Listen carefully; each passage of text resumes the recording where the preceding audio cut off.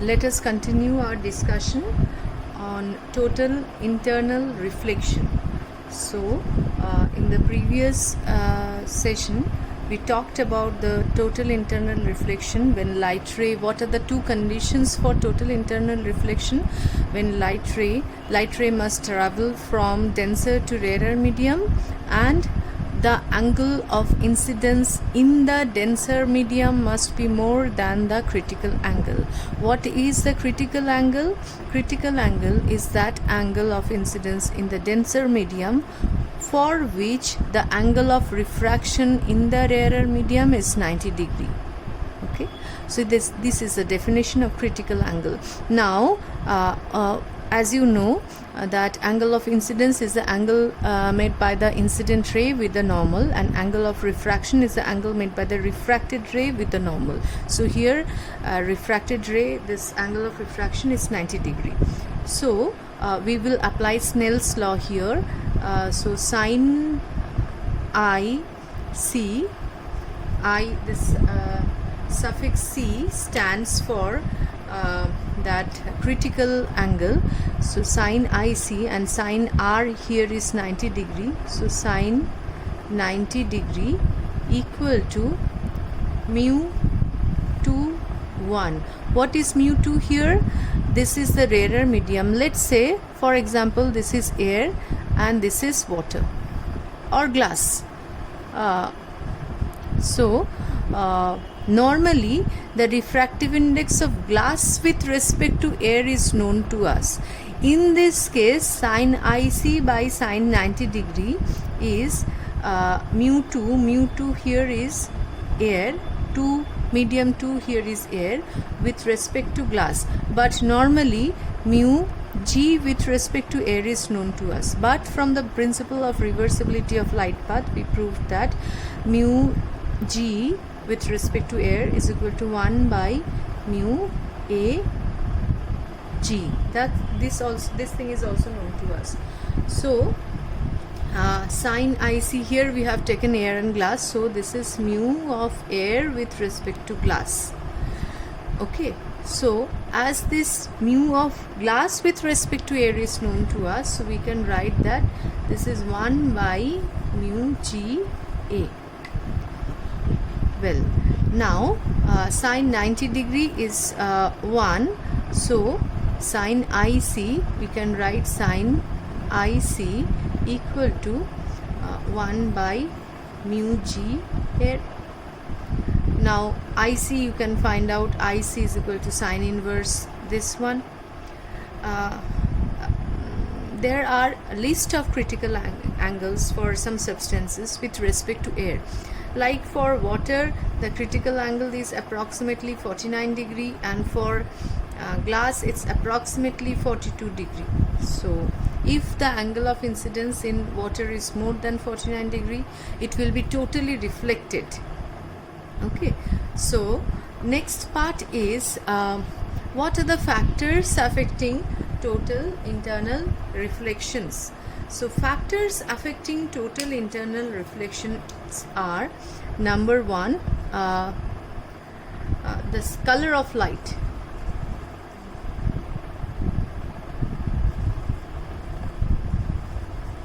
As we know that the refractive index for violet light is more than the, and least for red. Violet light has the refractive index more,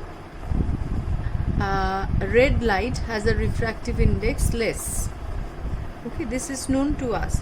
Therefore the critical angle for a pair of medium, because critical angle IC is inversely proportional to the refractive index, so critical angle for violet is lower than that of the red. Okay, now the second factor on which the critical angle depends, this is temperature. On increasing the temperature of the medium, the refractive index decreases. So the critical angle of that pair of medium increases. So critical angle IC increases with temperature. Increases with temperature. Well, now we'll try to understand the use of total internal reflection. Actually, nowadays, wherever, let's say the one example, the uses of this total internal reflection, wherever we were using mirror like periscope, and you take your DSLR cameras, there the mirror has been replaced by prism these days. What is the reason? Because there is no loss of light, there is no loss of information. Whenever you take photo or try to view with the help of this total internal reflection, here the name suggests that light is totally reflected, there is no loss of light, the image quality is very high. That's why we have replaced mirror with totally reflecting prism. So totally reflecting prism we'll try to understand with few diagrams. So keeping in mind, for glass, what is the critical angle of glass? 42 degree. If it is more than 42 degree, then it will be totally reflected. So first diagram I'm trying to draw here is a isosceles prism, which is having a one angle is 90 degree, other two are 45 degrees. So this is your prism. Again, now this is 45 degree, this is again 45 degree, and of course this is 90 degree. So we draw the light entering perpendicular to this surface, so it will go undeviated, and from the geometry you can say that this is 45 degree, this is the normal here drawn. So if this is 45 degree, this is also 45 degree, so it's more than the critical angle, so it will come here straight. So this is 45 degree, this one 45 degree, 45 degree, this will be 90 degree, it will go undeviated. Now for one more ray, if we draw the parallel ray from the object coming, this will be the same for it also, it will go undeviated. Okay. So this in this case the light ray will be deviated. Let me show the angle here, this is 45 degree and this is also 45 degree. So light rays will be deviated through 90 degree. Okay. So next diagram I'm going to draw here is a prism. Same prism, I'm just turning the prism in a different way and allowing the incident light to fall on it in a different way. So this is again that 90 degree prism with 45 and 45 degree angle, and what we are going to do is allowing the light ray, this is our object, and allowing the light ray to fall here. So again this is normal incidence, it will go undeviated. This is 45 degree, 45 degree, this will be again 45 degree, it will be totally reflected and it will go like this, and here also it will strike at 45 degree and it will come out like this here. Without arrow, your ray diagram is incomplete and you will not get any marks for that. So the second ray here goes like this, following the same rule. Here normal incidence, the angle of incidence is 0. Here it is 45 degree, and again it will come out undeviated. Now this is the arrowhead will come here, and the image will be image will rotate through 180 degree rotation. This will be a 180 degree rotation here. So this angle of prism is 90 degree, this is 45 degree, and this is also 45 degree. So this is one more way to deviate a light ray through 180 degree. And this prism, same prism, we can use in the same position by allowing the incident ray to fall in a different way. So how to do that? All these ray diagrams must be memorized logically, not memorized. Each and every step must be logically cleared out. question comes in the board exam, like complete the ray diagram. One incident ray will be given and you have to complete the ray diagram. Now this is again 90 degree, 45 degree, and this is also 45 degree. Now we'll allow the light ray to fall like this. So here it's not normal incidence, it will come like this. Here at this point it will suffer total internal reflection, and it will go like this, and here if you draw the normal it will go like this. And one more ray, if you draw from the arrowhead, you draw the normal here, total internal reflection,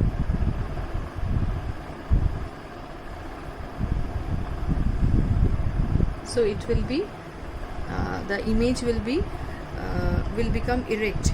To erect an inverted image, and this whole thing is meaningless until and unless you put the arrow here, because ray diagram without arrow is meaningless. Please keep this in mind. Okay. Now few more diagrams are there. I'll try to explain one here. Like there is a different type of prism, equilateral prism. All the angles are 60 degree. All the angles are 60 degree. Logically try to find out the angle of incidence here. We'll consider one ray which is incident normally at this surface, so it will go undeviated and come straight here. So this angle 90, 60, and this is 30 degree. So the angle of incidence here will be 60 degree. So because the angle of incidence is 60 degree, it is more than the angle, critical angle for glass. If it is a glass prism, it will be reflected, and the angle of reflection will be 60 degree. Again this is 30 degree, and it will go out like this, simply like this. So these are few examples how to understand the total internal reflections through a prism, and please go through the difference between total internal reflection and reflection from a plane mirror, keeping in mind that the images formed in case of the total internal reflection is much brighter and the image quality is higher. Keeping all these things in mind, because this is totally, all the rays are totally reflected. In case of the plane mirror, some of the light is absorbed also, and part of the light is refracted also. Okay, now we'll try to understand few examples how to deal with the total internal reflection. Suppose, let me draw a diagram here. Here one diagram is drawn. So this is A, and there is a carved part, and it said that light ray enters a glass slab ABCD and strikes at the center O. Okay, so this is the carved part, and this is the center of this carved part is O. So as it strikes O, so it goes along the radius, it strikes O, A, B, C, D. Now the critical angle for the glass is 42 degree, and it strikes this at 42 degree. Okay, now if I draw the normal here, so this is not at all the angle of incidence. At this point I have to draw the normal. So if I draw the normal, what is the value of this angle? 48 degree. It's more than the critical angle. So here it will undergo total internal reflection. Okay, well, now it will be totally reflected, and let me draw the ray here with black only. So it will be totally reflected and it will strike here. So this angle again here is 48 degree. Because this is totally reflected, it will follow the laws of reflection of light. Now we have to find out this angle. So if this is 48, this is 42, this is 90, 42, this is 48, this is again 42 degree. Now what will happen to the light ray? This is incident exactly at the critical angle. What will happen? This ray will pass grazing this surface like this.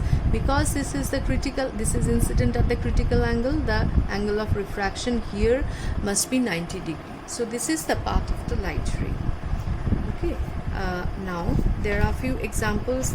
There are few diagrammatic examples, exercises given in your book. Please try to go through it, and if there is any doubt regarding the diagrams and examples, I'll try to solve it. Next one, a part of the refraction is a simple applications of refraction of light.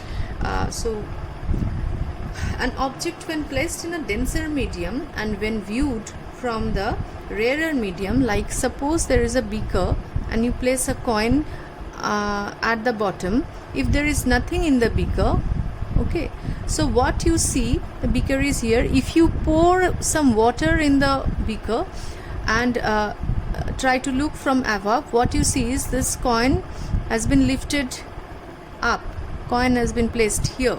So there is a apparent shift of this coin. So what is the reason? We'll try to understand with a ray diagram first. So a simple ray diagram.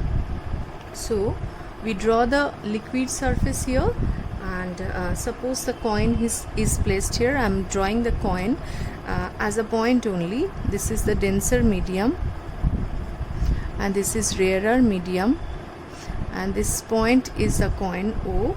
And now we'll consider two rays of light, one which is coming out normally from this coin and going out undeviated, and we will consider one more ray from the coin, a bit is coming out with a little angle, small angle. So this is the angle of incidence here, I, and as it goes out from the denser medium to rarer medium, it will bend toward away from the normal. So this is the angle of refraction R. So if you these two rays are actually too close to fit in your eyes. We have drawn it like this to make you understand. Now if you extend this ray back, so it will meet this ray at O dashed. So this is filled up with liquid, this side, okay, some denser medium. So now when you look from the top, this coin will appear to be raised up. So we'll try to understand this. We'll try to find out the shift here, apparent shift of this coin here or any object. And let me tell you, this is the reason when you look from the top of a tank which is filled up with water, the depth seems to be lesser than when the tank is empty. We have seen this phenomena in case of the empty bucket and filled bucket also. So we'll try to find out this apparent shift. Now first of all, this is I, this is R, and let me name this as A and B, point B. This is A dashed, and this is the normal. Anyway, we'll consider let us take this one. These two are normal, these are parallel to each other. So if this is angle I, this is also angle I, and if this is angle R, this is also angle R. This is simply geometry. Now we'll apply we'll try to find out sine I. Sine I here from this triangle, sine I here is BA by OB. This is perpendicular by hypotenuse, and sine R equal to BA by O dashed B. This one, sine R is this one, perpendicular by hypotenuse. Now as these two rays are too close to each other, so approximately we can write OB approximately equal to OA and O dashed B approximately equal to O dashed A. So sin I equal to BA by OA and sin R equal to BA by O dashed A, and we can write sin I by sin R equal to O dashed A by OA. Okay. But sin I by sin R is equal to refractive index of the denser medium with respect to the rarer medium. Refractive index of rarer medium. This is medium 2 and this is medium 1, as the light rays are going from here to here. Rarer medium, medium 2 with medium, this is medium 2 with respect to 1, and now the refractive index of medium 1 with respect to 2 is known to us always. The denser medium with respect to let's say this is air is known to us, so we can write that this is the actual depth, this OA is the actual depth, and we can write that actual O dashed A is the apparent depth